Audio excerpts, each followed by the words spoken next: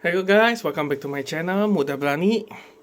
Jadi di sini gue pengen reflect ya, kenapa kalian harus punya 1 juta ya tahun 2025.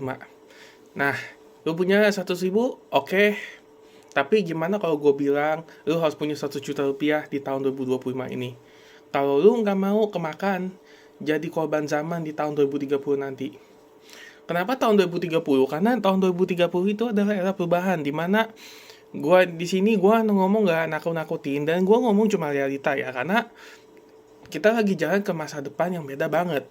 Nah, tahun 2030 nanti AI mulai banyak ngegantiin kerjaan manusia, kayak contohnya sopir, tukang pos, atau admin, atau akuntan, sampai dokter pun bisa digantikan oleh AI.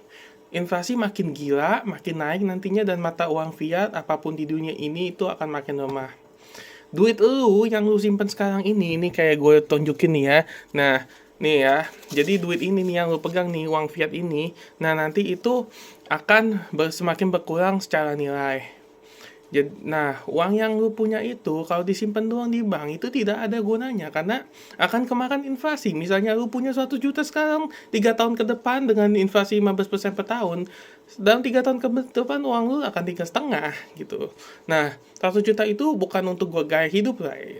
Jadi gua bilang di sini kalian harus punya 1 juta bukan untuk kalian flexing, tapi gua menyarankan kalian punya uang segitu untuk kalian buat beli aset. Aset itu boleh beli berupa properti, emas, saham, maupun kripto.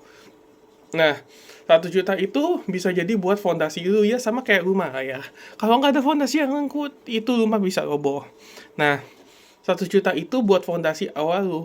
Lu bisa pecah, misalnya 30% buat emas, 30% buat saham, dan 40% buat kripto atau Bitcoin lah ya. Tapi kripto itu gua bagi ya, misalnya 80% Bitcoin dan 20%-nya lu mau scalping altcoin juga terserah.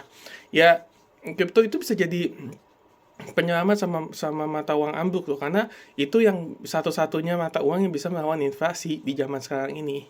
Nah, lu kerja, lu gajian, tapi jangan lu pakai gaji itu buat kelihatan keren.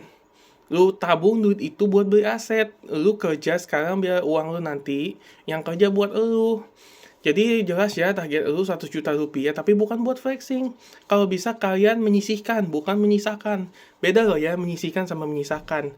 Jadi kalian pakai dulu buat nabung, nah sisanya barulah kalian 20% apa 30% kalian pakai buat kebutuhan dan keinginan, misalnya begitu ya. Dan bukan diambulin, bukan bukan diapa-apain ya, bukan sampai sampai lu bolos akhirnya lu pakai judi online atau pinjaman online, ya itu udah mampus lah lu. Nah, jadi 1 juta itu buat jalan lu menuju hidup kebebasan finansial, bebas dari utang, bebas dari panik, dan bebas dari sistem. Kalau lu serius bangun masa depan lu follow gue, Muda Berani, nanti gue kasih di kolom deskripsi channel gue dan juga link ID gue.